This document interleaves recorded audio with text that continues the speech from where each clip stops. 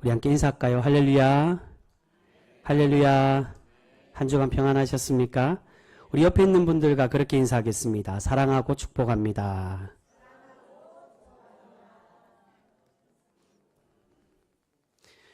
여러분 정말 사랑하시죠? 항상 사랑이 넘치는 우리 귀한 병성교회 성도 모두가 되실 수 있기를 축복합니다. 여러분 5월은 가정의 달입니다. 우리가 이 가정의 달에 서로가 서로를 위해 복을 빌고 위로하는 복된 믿음의 가정, 그러한 믿음의 성도 모두가 되실 수 있기를 주님의 이름으로 축복합니다. 여러분 추락하는 것은 날개가 있다라는 유명한 말이 있습니다. 원래 우리가 이 말을 흔히 알게 된 배경이 이문열의 소설의 제목으로 많이 알려져 있습니다. 그런데 원래 이 말은 고은 시인의 시에서 이 말이 시작되었다라고 그렇게 말합니다. 이 말의 뜻은 비록 나락으로 떨어지고 고난이 닥쳐도 그 고난은 결국 다시 날아오르기 위한 경험과 원동력이 됨을 우리에게 말씀하고 있는 그러한 이야기입니다. 여러분 오늘 다윗의 상황이 바로 그러한 고난이 시작되는 상황으로 이어지고 있습니다. 오늘 본문에서 다윗은 사울을 피해서 이제 본격적으로 도피 생활을 10년이 넘는 그 도피 생활이 시작이 되고 있습니다. 다윗은 사울의 왕궁이 있었던 기브아에서 놉 땅으로 피신을 했습니다. 이 놉 땅은 이전에 성소가 있던 실로가 블레셋에게 빼앗기게 되자 이 제사장들이 이젠 실로가 아닌 놉으로 그 자신들의 성소를 옮겨와서 거처하고 있었던 그러한 땅이었습니다.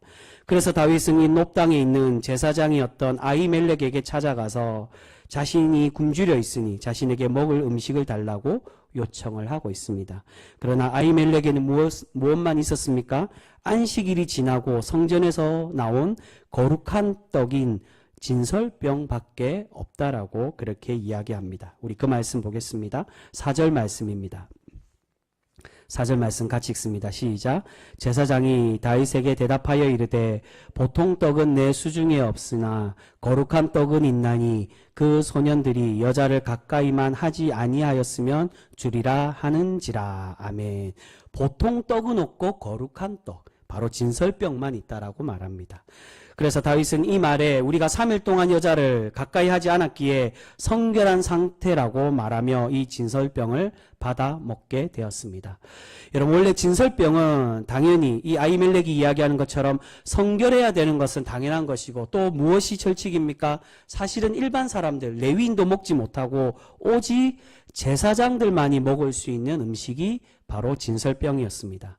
그런데 이것을 아히멜렉은 제사장이 아닌 굶주려 있는 다윗에게 주어서 그에게 먹게 하고 있었다는 것입니다. 여러분 이 이야기를 복음서에 가면 마가복음 2장과 마태복음 12장에도 나옵니다. 복음서에 가면 예수님은 하나님의 율법의 진정한 의미를 설명하기 위해서 이 이야기를 소개를 하고 있습니다.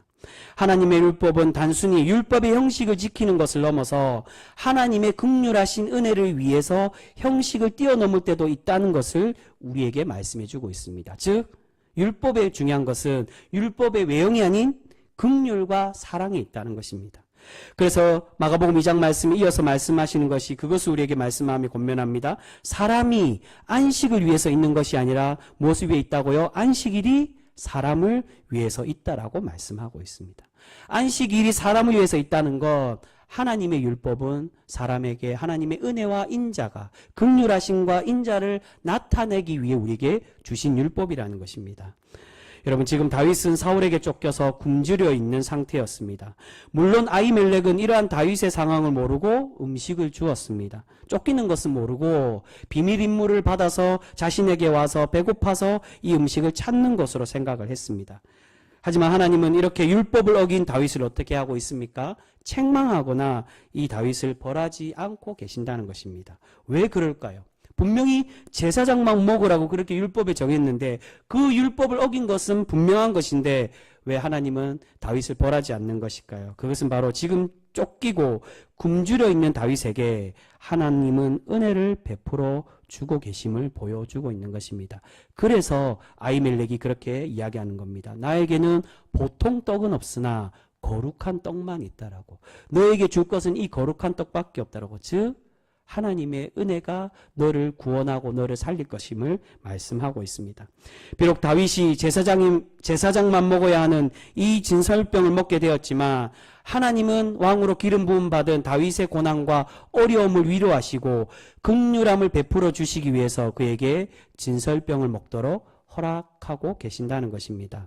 여러분, 하나님은 이처럼 하나님께서 기뻐하는 다윗을 먹이시고 보호하시는 분이심을 우리에게 보여주고 계십니다. 그리고 이어서 나오는 말씀이 무기가 없는 이 다윗에게 무장할 수 있도록, 자신을 보호하는 그런 무기를 얻을 수 있도록 하나님은 다윗을 도와주고 계십니다. 우리 그 말씀도 보겠습니다. 8절에서 9절 말씀입니다. 8절 9절 우리 같이 읽습니다. 시작. 다윗이 아히멜렉에게 이르되 여기 당신의 수중에 창이나 칼이 없나이까? 왕이 일이 급함으로 내가 내 칼과 무기를 가지지 못하였나이다 하니 제사장이 이르되 내가 엘라 골짜기에서 죽인 블레셋 사람 골리앗의 칼이 보자기에 쌓여 에봇 뒤에 있으니 내가 그것을 가지려거든 가지라. 여기는 그것밖에 다른 것이 없느니라 하는지라. 다윗이 이르되 그 같은 것이 또 없나니 내게 주소서 하더라. 아멘. 다윗은 무기가 없이 도망 나왔기 때문에 자신을 보호할 무기가 필요했습니다.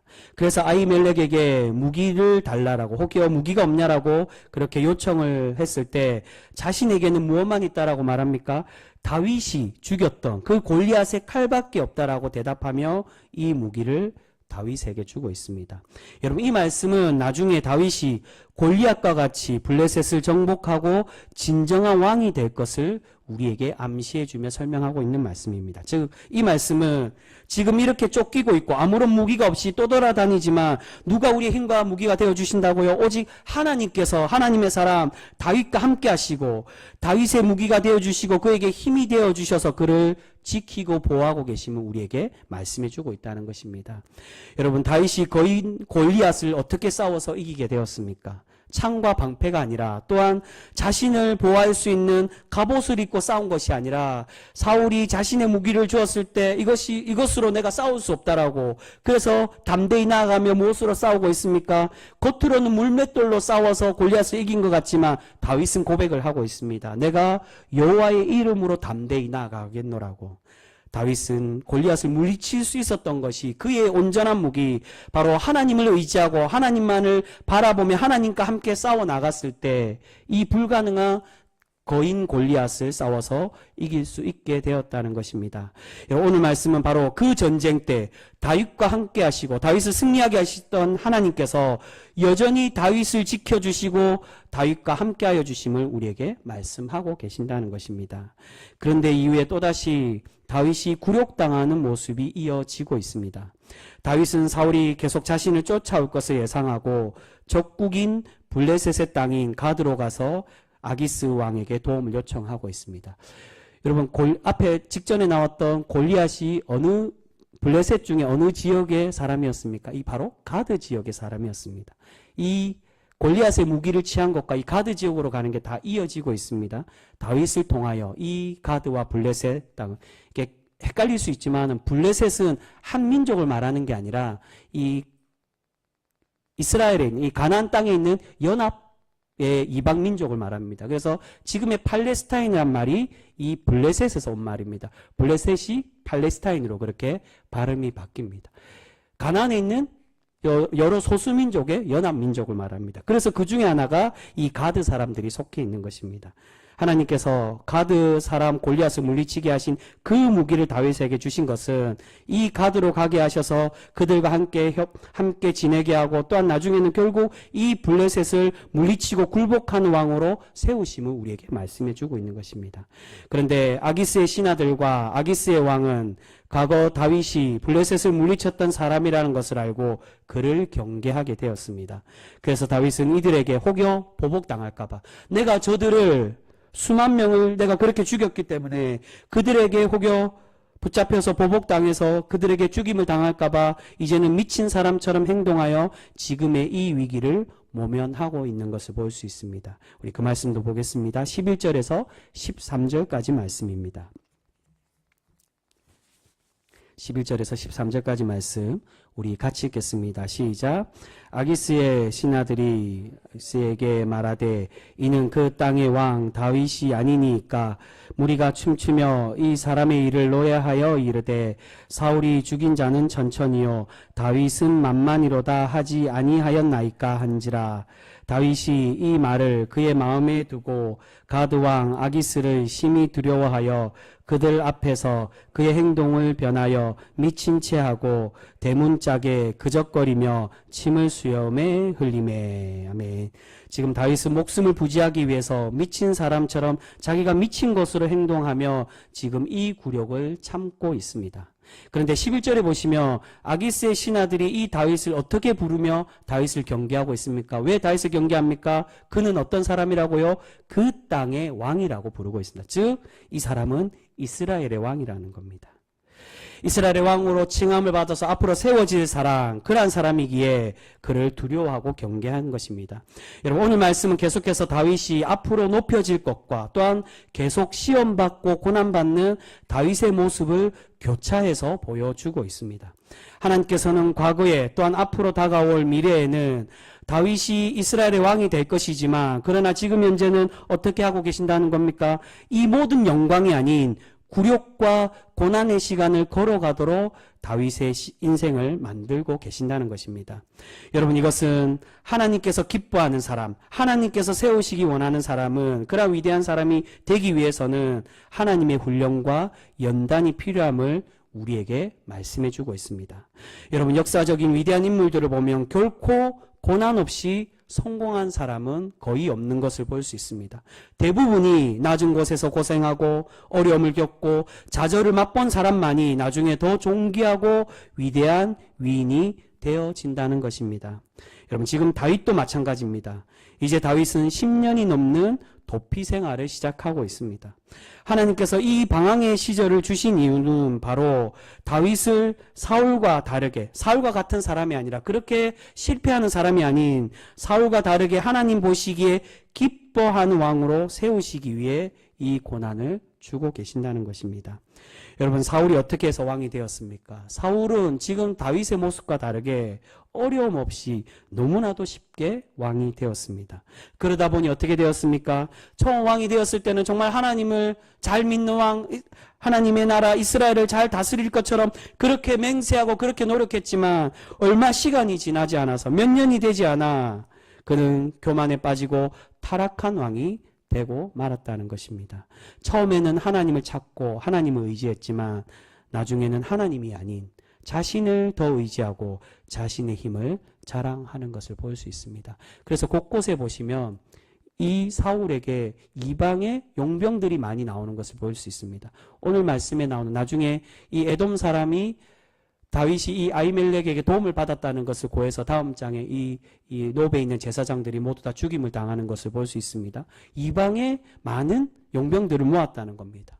하나님 의지하고 다윗과 같이 무기와 칼과 창과 방패가 아니라 자신이 가지고 있는 세상적인 힘과 무기가 아닌 하나님만을 바라보며 의지하고 하나님의 뜻대로 전쟁하며 그렇게 나라를 다스려야 되는데 사울은 그러지 않고 자신이 가진 돈과 권력과 많은 것으로 그 용병들을 사서 나라를 지키고 나라를 유지하려고 하고 있었다는 겁니다. 그렇기에 하나님께서는 다윗은 이 사울과 같은 사람이 아닌 이 사울과 다르게 그의 고난의 시간을 주시며 그를 하나님이 진정으로 기뻐하시는 왕으로 세우시고자 그렇게 만들고 계신다는 것입니다. 그러나 여러분, 오늘 말씀에서 하나님은 결코 다윗에게 고난의 시간만 계속 주고 계시느냐, 그렇지 않고 결코 다윗을 홀로 내버려 두시지 않고 그와 함께 하고 계시는 것을 볼 수 있습니다. 그 상징이 바로 거룩한 떡입니다. 보통 떡이 아닌 거룩한 떡. 왜 거룩한 떡이라고 꼭 집어서 이야기합니까? 하나님께서 주신다는 겁니다. 하나님께서 이 다윗을 먹이시고 책임져 주고 계심을 말씀합니다. 또한 다윗의 가장 위대한 시간으로 이야기할 수 있는 골리앗을 죽였던 그 칼로 무장하게 하심으로 하나님의 힘과 능력이 다윗과 함께 하고 있음을 말씀합니다. 또한 블레셋 사람들에게 먼저 어떠한 존재로 그렇게 칭함받습니까? 이가 이스라엘의 왕이라고. 그 말은 앞으로의 미래에 대한 것을 예견하는 말입니다. 다윗이 이스라엘의 왕이 될 것임을 이 이방 사람들에게 먼저 칭함받는 사람으로 세우시고 계시는 것을 볼 수 있습니다. 여러분, 하나님은 이처럼 다윗에게 고난은 주시지만 그대로 내버려 두시는 것이 아니라 다윗과 함께 하시고 다윗을 지켜주고 계심을 우리에게 말씀하고 계십니다. 사랑하는 성도 여러분, 이것은 우리의 인생 또한 마찬가지입니다.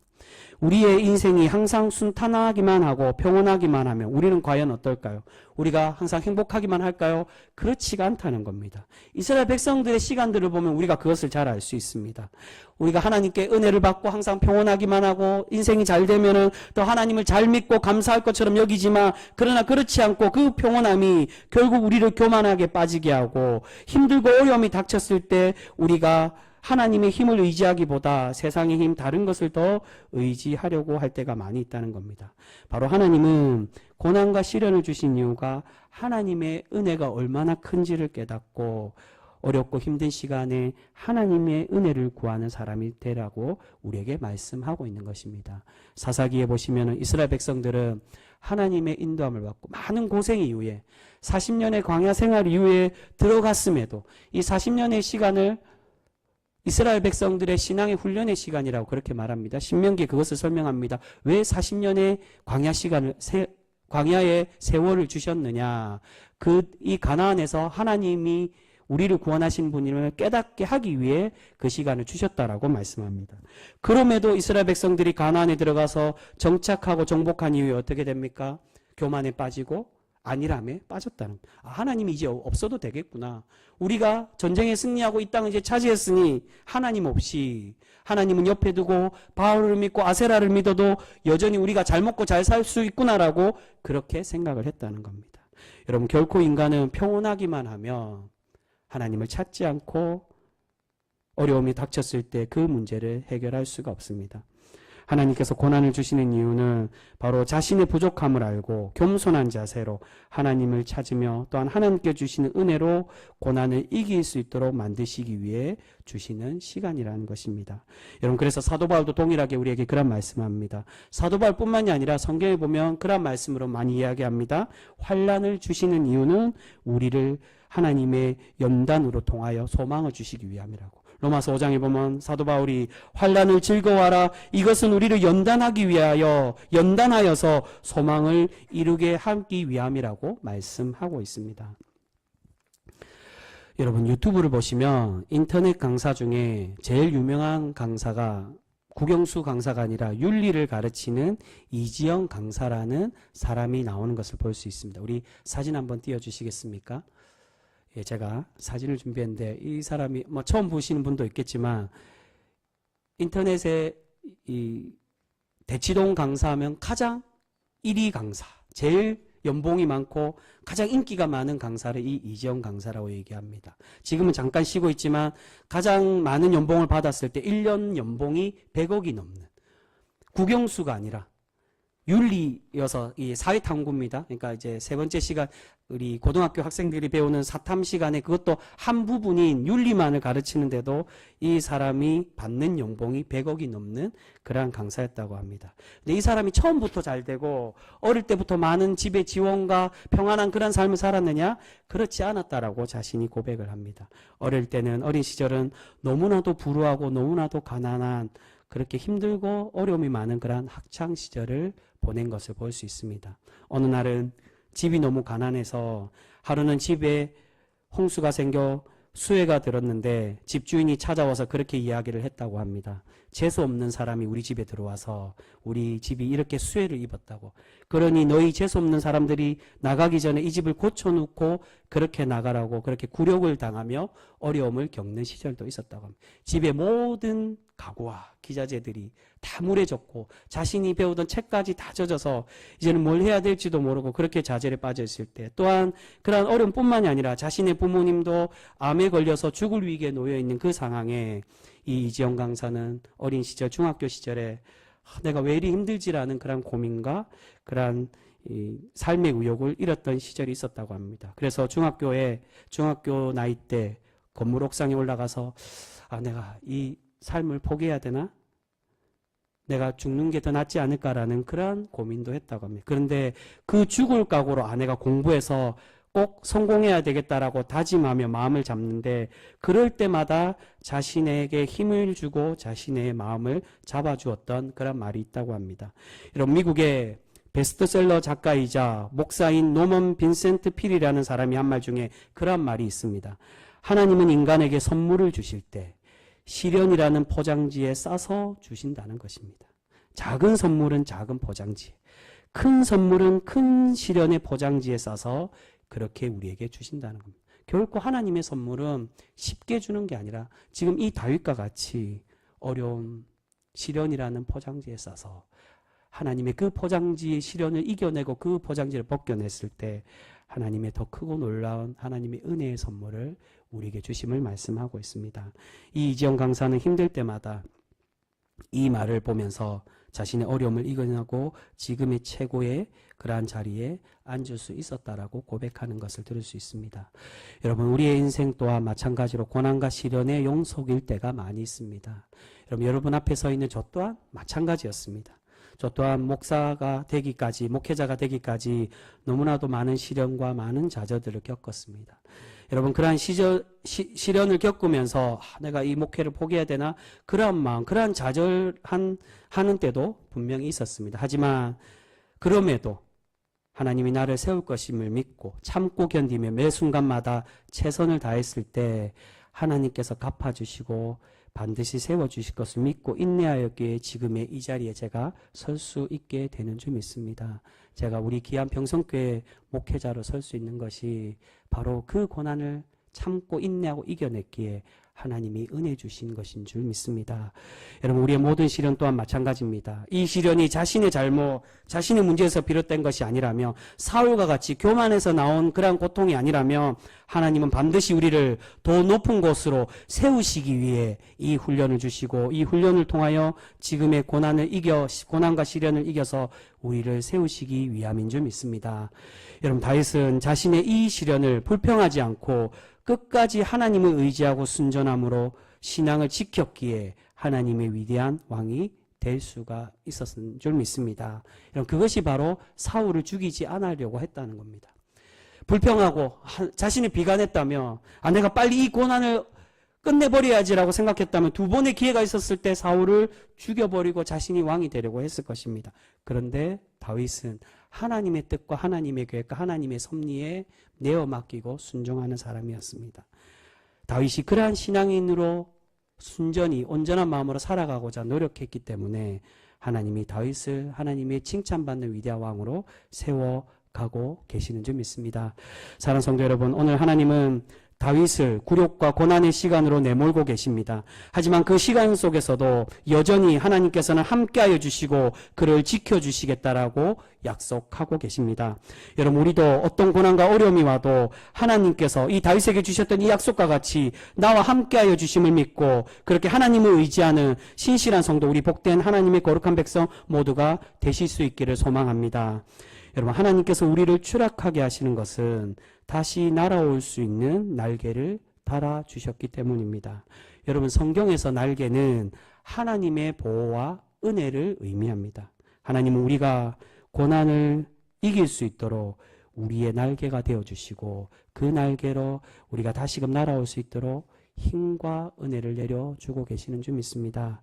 여러분 그러나 하나님의 은혜와 사랑을 우리가 언제까지나 믿으며 오직 하나님만을 의지하며 살아가 하나님께 칭찬받는 그런 복된 성도 우리 모두가 되실 수 있기를 주님의 이름으로 축복합니다. 기도하겠습니다.